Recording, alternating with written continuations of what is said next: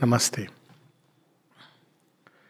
So this is an effort to put literally what is called as in Hindi as Gagar mein Sagar. And the life divine is not just Sagar, it is Akash Ganga and beyond. So, but still, nevertheless, anyways, a series is going on. That's a long series, but this one will be just short summaries. So, as we know that this has book 1, 28 chapters, book 2, part 1 and part 2. So, both books have total 28 chapters. And today we just quickly take up the first 12 chapters. The first book is titled as Omnipresent Reality and the Universe. So basically, Sri Aurobindo is revealing to us in a deeply spiritually philosophical language, because it's not philosophy where thought is climbing towards truth. Because if thought tries to climb towards truth, it ends up in an abstraction. It is vision climbing down, clothing itself in the language of thought and reaching out to human understanding.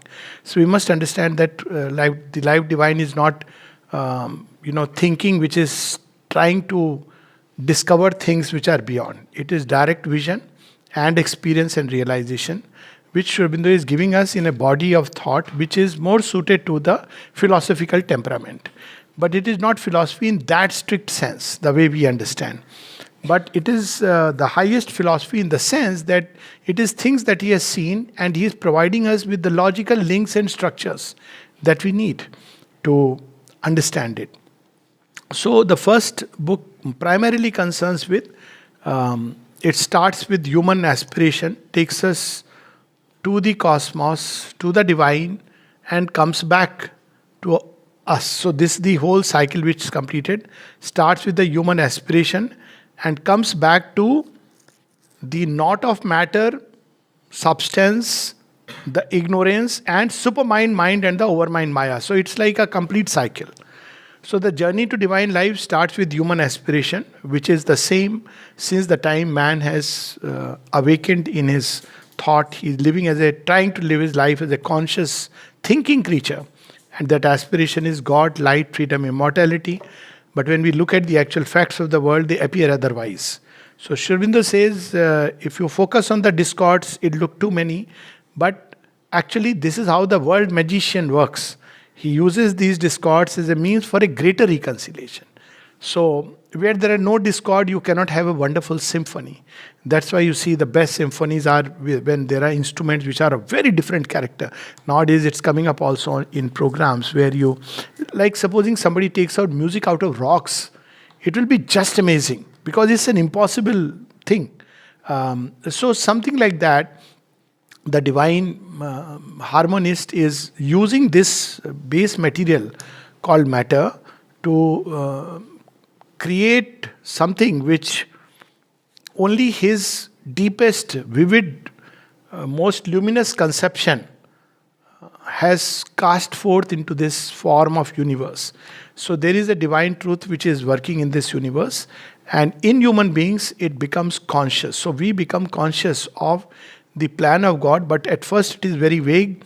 So the seeking is vague, the understanding is vague, the experiences are very small, partial reflections. There are periods when we go through denial, but eventually it keeps returning because this is the seed or the real divine truth which is sown in the soil of earth. Then this aspiration takes two forms. It's seeking for light, God, freedom, truth, immortality, bliss, and Sri Aurobindo defines all of them, not just some bliss followed by back to pleasure, pain, indifference, but a bliss which is doesn't fade. Not just truth and error mixed, but the truth which doesn't cast a shadow. So this seeking takes two extreme approaches. One is the science which enters into matter, that is the immediate reality we see. So scientist says, okay, let me search the truth within matter. And at the end of digging deep, he goes very far from the spiritual possibility because he wants everything. He starts with this assumption that all is matter. So every other experience which he cannot find a base in matter, he regards as, denies it. Hallucination. See, there are scientists who say, Sri Ramakrishna Paramahansa, their visions, they are all hallucinations. Why? Because or else it says it's a nervous disorder, because it takes matter to be the sole reality. So it digs deep, and at the end it discovers strange paradox. Nothingness. If you really go at the end of material world, what do you discover? State of nothingness. Energy is coming out. Out of energy, matter is formed. So he meets with a impossible paradox, which is inexplicable. The other route is taken by the ascetic who denies material life. He starts from that high ground that this is all appearance, which is a fact. So he says this is all appearances woven by the senses over reality. We don't know what reality is, but something is there. And on top of it, these appearances have come. And then he takes another route of going within. Instead of going out into matter, he goes within. And then going within, he goes very far from material existence. He starts living in his own lotus land, and he goes beyond the lotus land. And at the end, he says nothing. Why? Because he doesn't know the link between this creation and the creator. So, but again, he meets with a strange paradox, a nothingness out of which creation is emerged. So, there are ways people have tried to bridge this paradox, which should be revealed step by step. But these are the two chapters on the two negations and materialist denial. He says it was important because it sharpens the faculties of the mind and reason, which is important. If we do not know how to, matter teaches us to be thorough. One thing is for sure. You can't just say, I had this lovely experience. When it comes to matter, you have to be exact in the process and the detail. Okay, so it trains the mind to really document things correctly. And otherwise, without this training, one may be lost in all kinds of phenomena which are extrasensory, otherworldly, and completely lose oneself there. So this was important phase. Its last word is agnosticism, that, well, ultimately we don't know and we cannot know by purely this means. And the ascetic refusal is also necessary because it reminds us of the impermanence of things, lest we get too much entrenched into it and believe that this is the only reality. So both have their place, had their place. And then he says the grand vision. It's like, you have this opening scenes. And they say, well, what is this reality omnipresent? There is a reality that nobody can deny. I mean, we may or may not know it. There has to be one source. You cannot have two sources, multiple sources. It's a logical absurdity. There has to be one source. What is that source? Whatever be that source, it must be present in everything is the next logical statement. There cannot be that, because something of it will extend. Call it a big bang, energy, mass, whatever it is. Something of it will flow in everything, including our veins, our cells, in atom, clod, bird, beast, gods, titans, whatever, this whole universe. So what is that reality?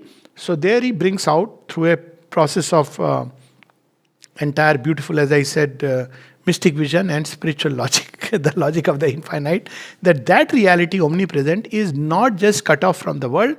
If it is cut off from the world, it will not be omnipresent.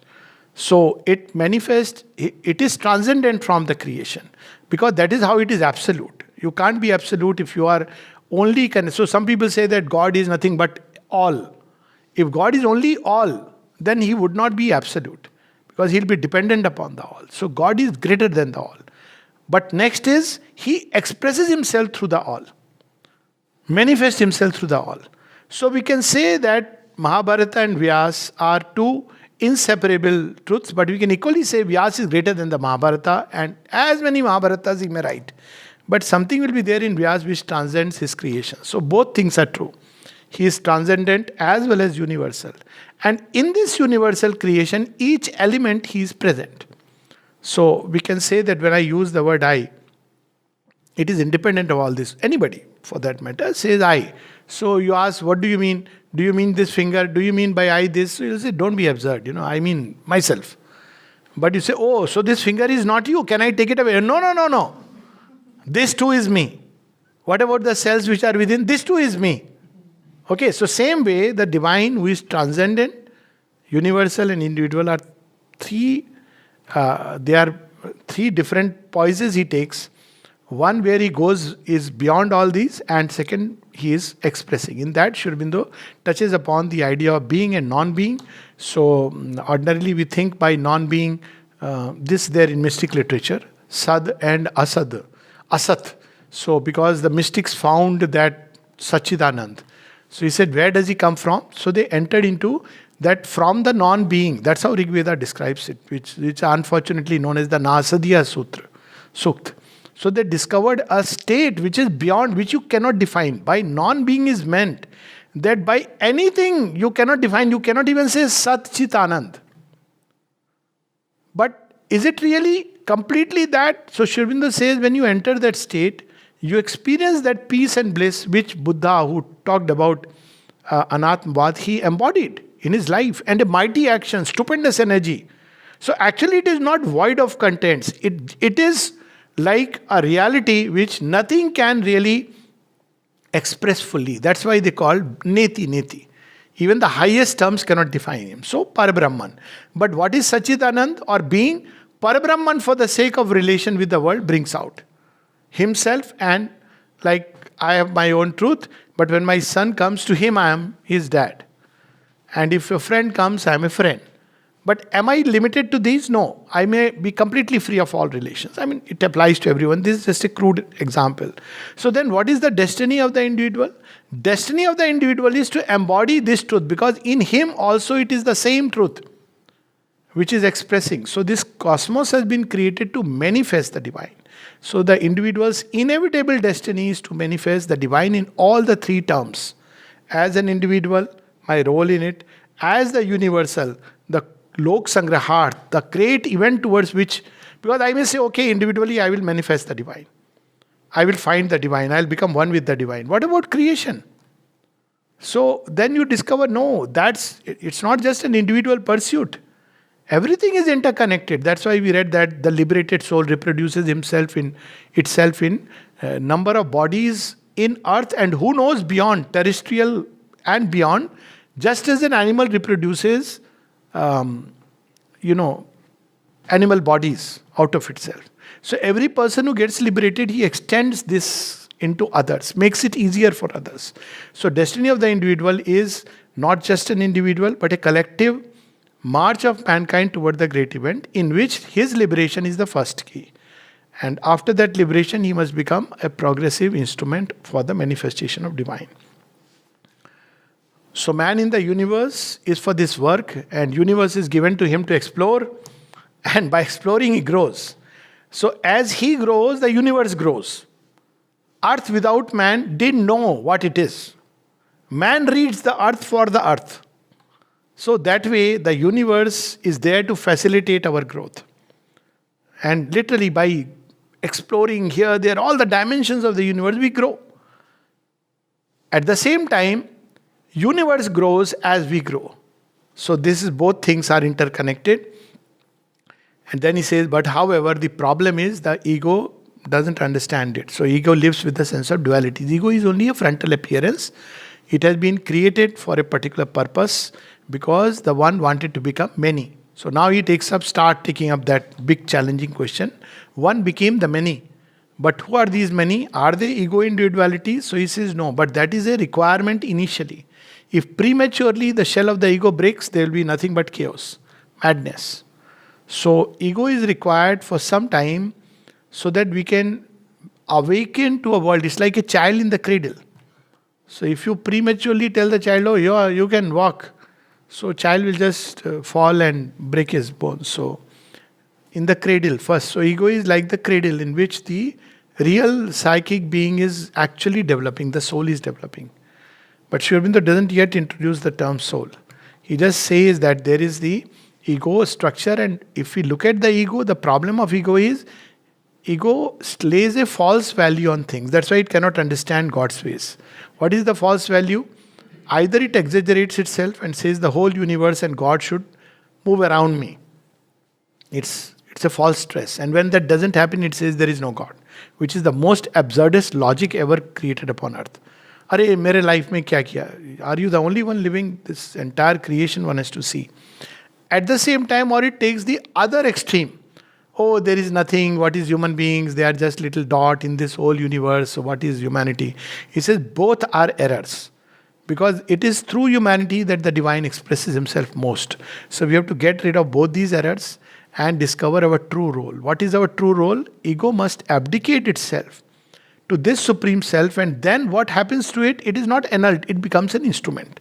What is the ego? Ego is a identification with nature and whatever it has created.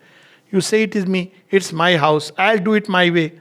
Then the wife says, I'll do it my way. Child says, I'll do it my way. There is chaos, no? But when you say, look here, this house is a temple of the Lord.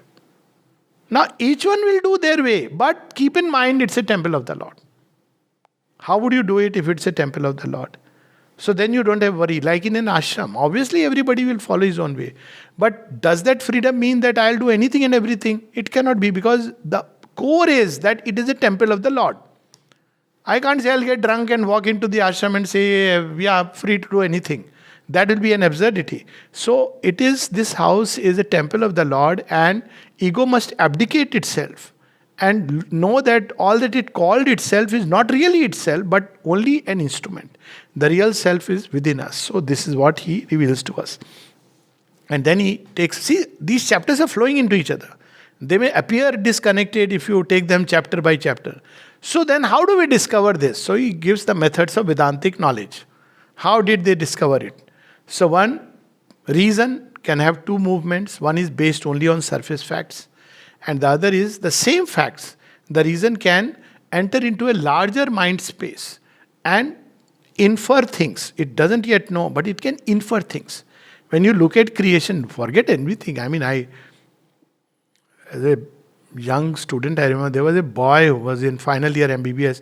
He wouldn't pass, and people used to call him mad. So one day I went near and asked him, are you really mad?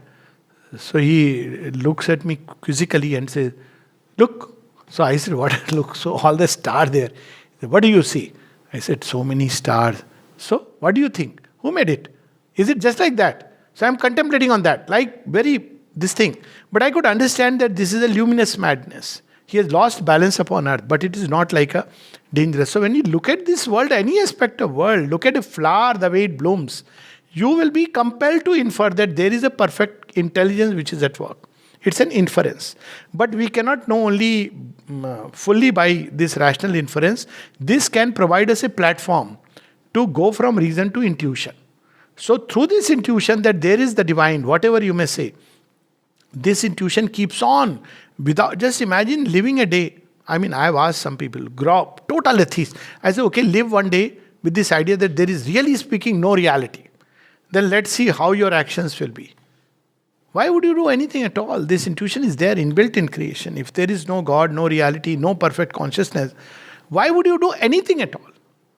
You would just, probably go to the nearest shop, take ganja and forget yourself, because that's the most logical conclusion you derive. Yet mankind has an intuition of God. That's why it doesn't, follow that trail. So even when it doesn't believe in God, still it wants perfection in life. So there is an intuition through which you can know, and then it takes up, the divine is called as Satchidananda. So chapter 9, 10, 11, 12 are about that. Chapter 9 is the pure existent, the Sat. Existent, not just existence, the being who exists. So is there a pure existence? He says one thing we can see is that consciousness, there is a tremendous movement all around. So this is very evident. So on what is this movement taking place? That question of Gargi and Yagnavalk. When this light goes away, what light is there? And he goes on. Then at the end he says that, well, when even the fire is gone, what is that light? He says the self. And then Gargi says, on what is the self woven? And he says, if you ask this question any further, your head will fall off. So simply if we just go deeper and deeper, then we are obliged to imagine or conceive an infinite source of something. Space itself is expanding into God knows what. So we will be bound to conclude that there is some kind of a stable basis which we don't quite know. We cannot know by pure any kind of analysis, but you infer it. And then, because the life divine is using that kind of logical argument, there has to be a stable basis on which this stupendous dance is taking place. If there was no stable basis to stabilize the dance, it will be chaos. So that's how one has to understand it. It is because of the stable basis, it provides a certain order to the dance. There is within the dance, a kind of intelligence. There is no, if the infinite was just, things were emerging like that, dancing, without a basis, then there will be nothing else but a chaotic, disorderly universe which will never even take a birth. So there is a stable basis, and that's what Sri Aurobindo reminds us in the image of Shiva and Kali. So Shiva provides the stable basis, Kali is dancing. So what does Shiva do? When the dance becomes uncontrollable, when the gods, he is always there, but when the gods tremble before Kali, what a tremendous destruction, all will reel back.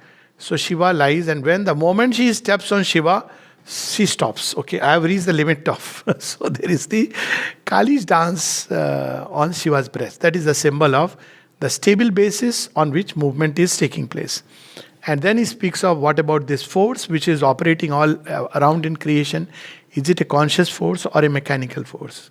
Material nature, material scientists will say it's a mechanical force. It is not conscious. But then we are again faced with the paradox. If it is a mechanical force, how come consciousness is emerging? So the material scientists will say by chance. Even by chance, how can something emerge which is not inherent within it? How is it that out of neurons consciousness is emerging? Out of gene, human beings develop, or anything, living forms develop. So we are forced to conclude that this force which is operating in this entire creation, of course here it says several examples, is a conscious force. And then he explains to us how this creation is made through the Panch Tattvas, the original matter. And out of that original matter, it's just nothing but an etheric vibration. And that is modified. It modifies itself and becomes the aerial. So that vibration will keep spreading indefinitely as space, Akash. But it won't create forms. So to create forms, you need to compress it and open it. So there is a disorder, Do this to anything, and compress it and release it suddenly. So there will be a kind of turbulence.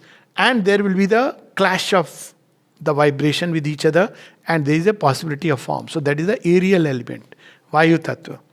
And then, but it won't create stable forms. For a moment, if you could visualize, you'll see some turbulence. Again, it tends to enter into that smooth flow. So something else is needed, that when it is in that state of turbulence, to catch it and hold it. So that is done by the principle of light, electricity, and fire, Agni Tattva. So it brings it around, and a nucleus around which first forms are begin to emerge. So that's why Agni is Jat Vedas. But again, these forms are not stable. So they are forms, they are existing all around. So they must learn to modify, flow towards each other, emerge. See, nature is a creatrix, tremendous, like a magician. She conceives things. So the fire element modifies and becomes the liquid element, Jala Tattva. So what Jal Tattva does? Attraction, repulsion, attraction, repulsion. Fire weds fire, drawn and modifies itself. So it flows, it merges, new things emerge. So now new things are beginning to emerge. Many, many forms are beginning to emerge. But even this is not enough, because it needs stable forms. So stable forms, otherwise we'll be like that, hollow man. Throw water and you can see for a moment. So stable forms.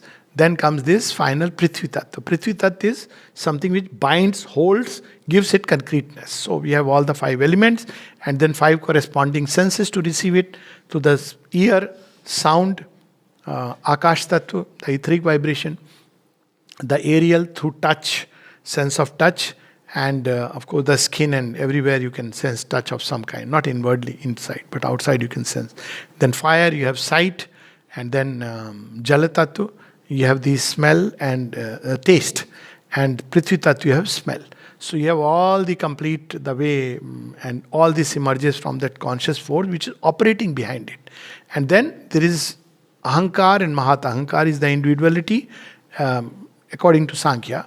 Mahat is the vastness, cosmos, and you have the intelligence, the that which in which all this movement is reflected. This is the Sankhya doctrine. Sri Aurobindo reveals in Conscious Force, but he says that it is very useful and practical, but is incomplete. But it doesn't show the relation of this intelligence to all this. So there he says, where has it all emerged from? It has emerged from the same cosmic intelligence. So it's not like it is reflected and it is withdrawn. It has come out of it by Shobha, and therefore it creation. But it can withdraw from creation and enter into its state again of non-being. So non-being and being are again reconciled. So consciousness, Sat, Chit, Chit Tapas. And the last is Ananda. He is Ananda, but what we experience is pleasure, pain and indifference.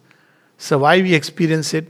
That is a problem. So he takes it in two chapters. Delight of existence, the problem. So what is the problem? Why do we experience just the opposite? So then he reveals to us that, first of all, yes, the origin is Ananda. Sri Aurobindo doesn't agree that origin is desire, which according to some, it is Ananda. But this Ananda has to express itself through forms that consciousness is building. But then this Ananda, even before that, he says people make a lot of hullabaloo about this world is so much, full of suffering. He says in anybody's life, if you count the moments, you will see 95%, even more than that, are happy moments. And the very fact Ananda is the bedrock is proven by the fact that pain touches you as an anomaly. Evil touches you as an anomaly. Something intuitively says it should not be there. So why? Because Ananda is there. So why there is still pain and evil? Has God created it? He says, no, God has become all this. So even that problem is over. It's not like God created it. He is immune and we are suffering. Then the third is still, if he has become all this, why has he allowed even upon himself? So there he brings in the solution that it's because he is manifesting himself and these are the intermediary conditions. It is through pleasure and pain and indifference that the being grows towards Ananda. And its ultimate destiny is when out of finiteness, it recovers the infinity without losing the finite. Then it will experience delight in this creation. So these are the first 12 chapters of the Life Divine in a very quick, fast track summary. Okay? So.